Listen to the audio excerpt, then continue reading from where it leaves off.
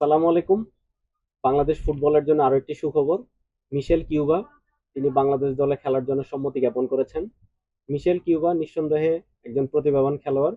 তিনি ইংল্যান্ডের চ্যাম্পিয়নশিপের দল সান্ডারল্যান্ড স্পোর্টস ক্লাবে খেলছেন অ্যাটাকিং মিডফিল্ডার পজিশনে। সবচেয়ে বড় কথা, তিনি এর আগে বার্মিংহাম স্পোর্টস ক্লাবে ছিলেন জুনিয়র টিমে। তখনকার বার্মিংহামের সিনিয়র টিমে খেলতেন বর্তমান রিয়াল মাদ্রিদের গুরুত্বপূর্ণ প্লেয়ার জুড বেলিংহাম। তার সাথে তিনি সপ্তাহে একদিন প্র্যাকটিস করার সুযোগ পেতেন।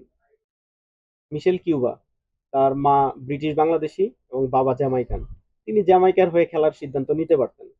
জ্যামাইকা নিয়মিত কোপা আমেরিকা টুর্নামেন্টে অংশগ্রহণ করে থাকে, কিন্তু তিনি সংবাদ মাধ্যমকে জানিয়েছেন তিনি বাংলাদেশ দলে প্লেমেকার পজিশনে খেলে বাংলাদেশের মেসি হতে চান। নিঃসন্দেহে তার এই ইচ্ছাকে আমরা স্বাগত জানাচ্ছি। এখন প্রশ্ন হচ্ছে, বাংলাদেশ ফুটবল দল তাকে সিঙ্গাপুর ম্যাচে দলে অন্তর্ভুক্ত করতে পারবে কিনা। গুরুত্বপূর্ণ প্রশ্ন। এর জন্য তার একটি অনাপত্তি পত্র এবং বাংলাদেশের পাসপোর্ট প্রয়োজন। অনাপত্তি পত্রটি দিবে ইংল্যান্ডের ফুটবল নিয়ন্ত্রক সংস্থা।